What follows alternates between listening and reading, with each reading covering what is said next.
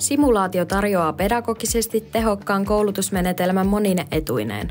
Kokemuksellinen oppiminen, käytännön taitojen harjoittelu ja turvallinen oppimisympäristö lisäävät opiskelijoiden itsevarmuutta sekä motivaatiota oppia. Simulaatiossa voi harjoitella monipuolisesti erilaisia fyysisiä, virtuaalisia tai sekoitettuja tilanteita riippuen koulutuksen tai ammatin tarpeista. Voidaan käyttää erilaisia apuvälineitä, kuten simulaattoreita, tehtäviä tai roolileikkejä, joiden avulla tilanteet saadaan eläviksi ja osallistaviksi. Näiden menetelmien avulla valmistellaan opiskelijoita paremmin todellisiin ammatillisiin haasteisiin.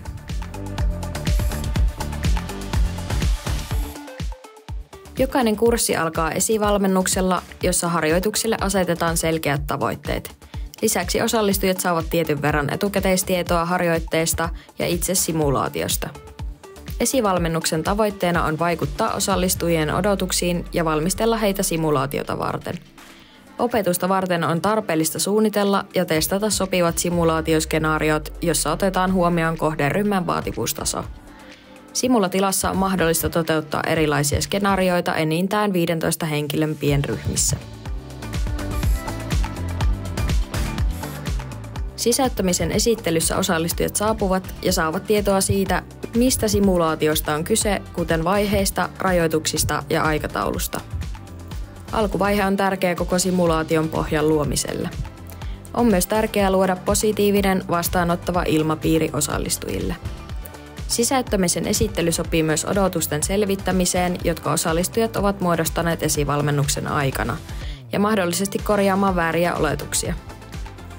Osallistujia saattaa jännittää, joten simulaation turvallisuutta ja yhdessä positiivisen kautta oppimista kannattaa korostaa myös tässä vaiheessa. Simulaattorin esittelyssä osallistujat pääsevät tutustumaan simulaattoriin ja simuloituun ympäristöön.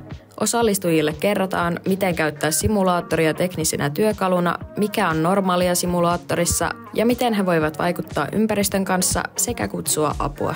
Tämä vaihe on erittäin tärkeä auttamaan osallistujia hyödyntämään parhaiten simulaatiokokemusta. Myös tässä kohtaa on tärkeää painottaa simulaatien turvallista ympäristöä sekä muistuttaa, että valvoja on paikalla seuraamassa simulaation etenemistä.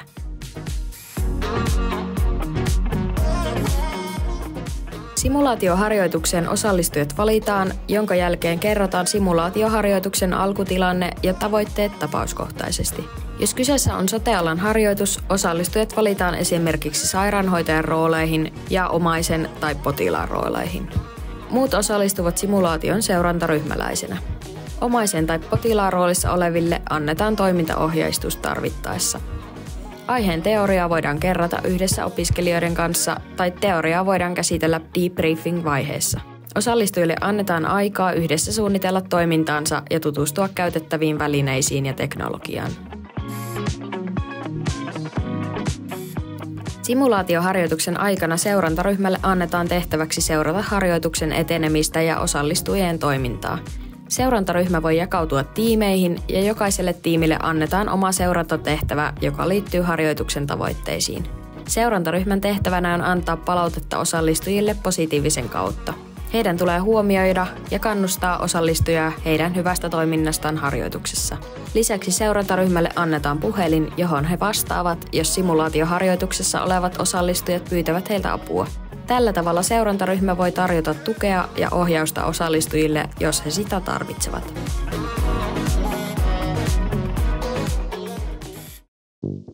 Tärkeät valmistelut on syytä tehdä ennen kuin simulaatioharjoitus käynnistyy.